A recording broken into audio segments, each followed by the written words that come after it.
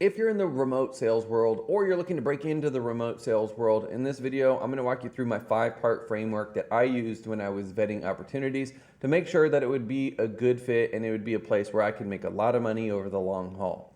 Now, when I first got into this game about 8 years ago, this was the Wild West. Like, there was no support, there was no training, there were no ecosystems, there were no recruitment agencies, there's no clear definition of a sales agency versus a marketing agency. And so I just knew that I wanted to be in the world where I could work online, I could control my schedule, I could work from anywhere, and I had really uncapped earning potential. That's what brought me into this world in the first place. And at the time frame, I was doing a little bit of everything, so I actually wasn't differentiating between marketing and sales. I wasn't differentiating between lead gen and actual sales activities. So I was helping some people with their lead gen, I was helping other people with their sales, and it was just all over the place. And I vividly remember there was this one account that I was helping, and I had set an appointment for them, so I was doing the lead gen side of things with them. And they were a little bit nervous about other people taking sales calls for them and stuff like that. And I had set this appointment, and it was with Groupon. And it was the exact decision maker they needed. I had this person so lined up, like perfect T-ball hit for this person that I had set the appointment for. So we get on the call, I set everything up, I set the frame, and then I let them do their thing.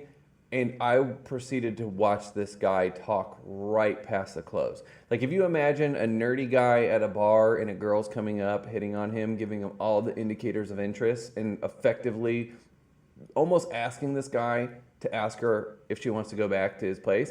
And then the guy just telling his own jokes and like talking about random stuff and totally missing it. That was the equivalent of exactly what I saw, but in a sales arena. And it was so brutally painful because that was like a 10 to 20 grand commission check. It was a $250,000 deal that the guy fumbled, and I had to watch that happen. So at that moment, I was like, you know what? I'm not gonna have my commission in the hands of other people. And I decided to really focus on the conversion side of the game and less the traffic side of the game. So I went into the actual closing and the remote sales part. And that was when I also decided to put together this 5-part framework. Watching that guy fumble that deal, me lose 10, 20 grand in commissions, I was just like, no, I'm not doing this anymore. And so I started to put together this framework, and this framework came together after I had tried a lot of things and I had been on offers that didn't work out. A lot of you guys want to get on your first offer and have it be a home run. That wasn't the case for me. I kissed a lot of frogs before I found the right place for me. And it's likely going to be the case with you, and hopefully this framework that I'm about to get into will actually shorten your learning curve. And now, with that said, let's jump into the iPad, and I'm going to break down the framework really quick for you. So the first one that I would always ask was, does it cost a lot? Now, the reason I would ask this question was because when I first started to learn how to sell, I was learning how to sell in timeshare. And as I was going through training class and I was selling timeshare, I was also selling t-shirts to friends and family on the side. It was just one of the ways that I could get more repetitions in, and I could have more buying and selling interactions and really master sales as fast as possible. What I found in the process was it took me as much effort to sell a $20 t-shirt as it took me to sell timeshare presentations a lot. And so those were 10 grand, 20 grand deals. And in the same amount of effort, I would sell a $20 deal. So I quickly realized that it's just easier to sell more expensive stuff. So the same thing happened to me when I started getting into this remote sales game after timeshare. I was helping this development agency where they would do big software development projects. And I was talking to these people, and they were selling like really low cost packages for like 2 grand, and the person really only had to put like $100 down, and they were so easy for me to sell. And I was just like, well, hey, I think I can close these for a lot more money. Like, can we test some different strategies? And so we started raising our prices. I got it to 20 grand, and I got it to 120 grand pretty quickly. And at that point, I was closing 120 grand deals in 15 minutes regularly. And it was taking the same amount of effort as it was to close a 2 grand deal. Granted, of course, the buyers had to be the right buyers. There had to be a lot going for us on the marketing side, which they had down pat. But I knew pretty quickly that if it cost a lot, I could make a lot more. So I started to ask that question, does it cost a lot? The second thing I started to ask was, are the margins good? So I knew that if I was selling some sort of product or services that had really thick, fat margins, that my pay existed in the margin, not in the gross revenue. So when I could see that the margins were good, then I knew that I was in a good situation to be able to bring home really good commissions. And that's why the online course or the group coaching environment is so popular for what we do, because the gross profit on those things are like 80% gross profit.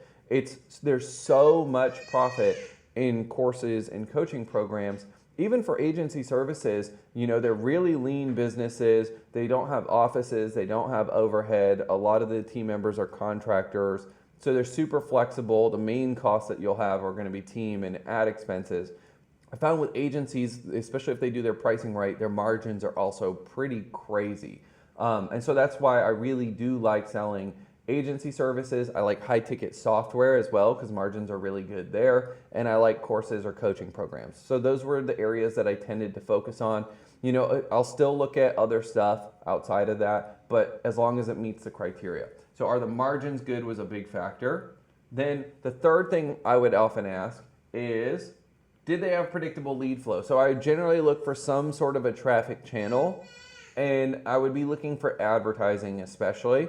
So if someone had Google ads, if they had Facebook ads, if they had YouTube ads, something like that. And back when we were doing this, like it was mostly Facebook or Google ads, but I noticed that anyone who was consistently spending on ads would have predictable lead flow, and it would make it pretty easy to choose the right opportunity. So the other thing I noticed was that people who wanted their sales reps to also be in charge of lead gen kind of didn't understand sales as much. And the sales reps didn't get necessarily the incentives to do it. Now, I'm a big believer, if you're a sales rep, you should be full stack. You should be able to self-gen deals as well as take deals off of the lead flows.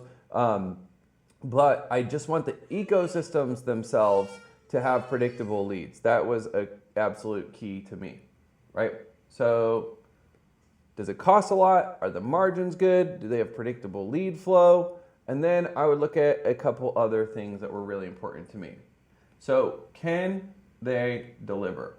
I came from timeshare, and in timeshare, you're selling a product a lot that does not deliver what you promised to the person, and it made me feel like a giant piece of shit. Like, I would look at myself in the mirror, and I really didn't like the person that I would look at. It would drive me mad, and I just felt like I was using my understanding of psychology, my ability to communicate, my ability to connect with people, and I wasn't doing them a service, and I hated the way I felt at the end of the day, every single day.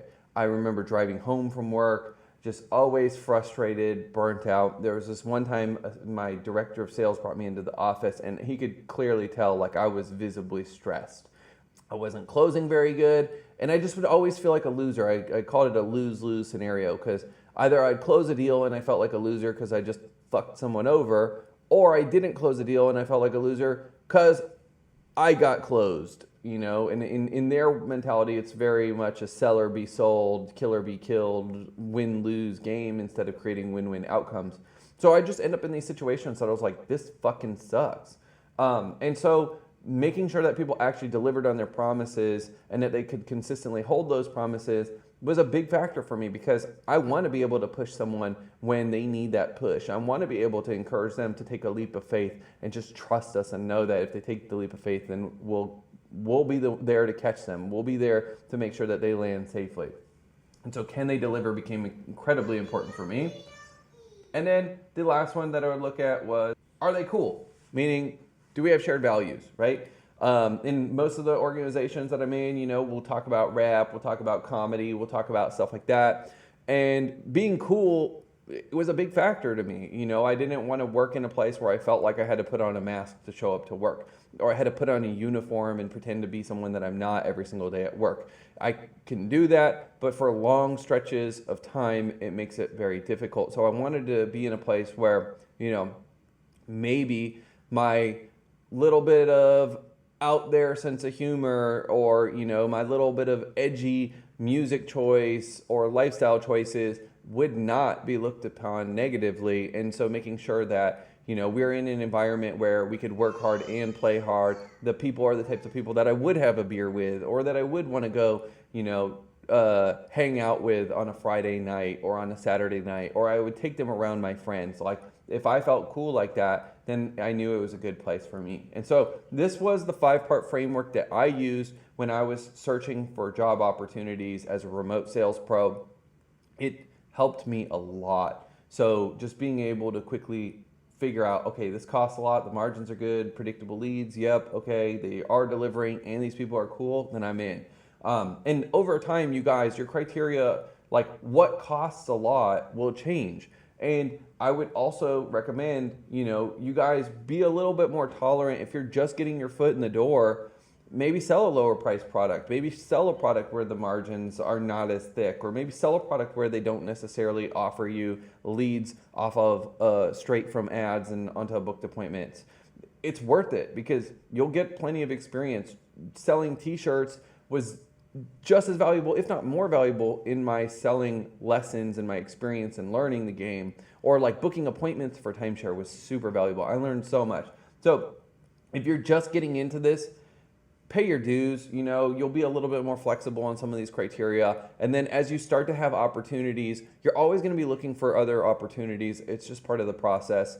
And so when you're on an opportunity and maybe you're looking for other potential opportunities for you to advance and continue to grow, then you'll start to ratchet up these things. So you might start to sell higher and higher price items, or you might sell products with thicker margins, or you might enter environments where the lead flow gets better and better. So this is going to be what you're going to look at. The things that I would say non-negotiable is, can they deliver? Like, if they can't deliver, you're just going to drive yourself mad. It's not worth it. But making sure they can deliver and they have all the rest of these pieces in place is going to be a really good starting point to set you up for success from the early days of you hopping into remote sales. And if you guys are looking for pre-vetted opportunities as well, we have our job bulletin. So I'll put the link below this video. You guys can check that out, sign up for the job bulletin. Anytime we have opportunities that we're hiring for, and we vet the opportunities, we make sure that they're doing certain amounts in revenue, that they have certain amounts of lead flow, that they have certain pricing. So we're kind of already checking off a lot of these boxes for you. And then if you're getting that, you'll get notifications via email for those opportunities. You guys can apply to those. That's a really good place. And if you guys are looking just to figure out your next career move or really scale up what you're doing as a remote sales pro, feel free to reach out, ask us about Rainmaker Alliance. It's a program where we have year-long coaching for sales professionals looking to advance their careers. And we teach you basically how to go from just getting your foot in the door as an appointment setter all the way to negotiating equity stakes into businesses and being a growth partner or a deal maker that's really there to help drive growth and drive revenue and drive outcomes and results. So use this, apply it. If this was helpful, please drop a note in the comments, smash the like button, give me a sub. That stuff really helps the channel and it lets me know that you guys want more of this type of content so I can double down on it. As well, I would love to know, what was your criteria that you use when you're vetting opportunities? You can drop that in the comments below. Who knows, maybe it'll help out your fellow sales pros. So look forward to hearing from you guys. Put this into action and go get some opportunities, close some deals, change some lives, make some money.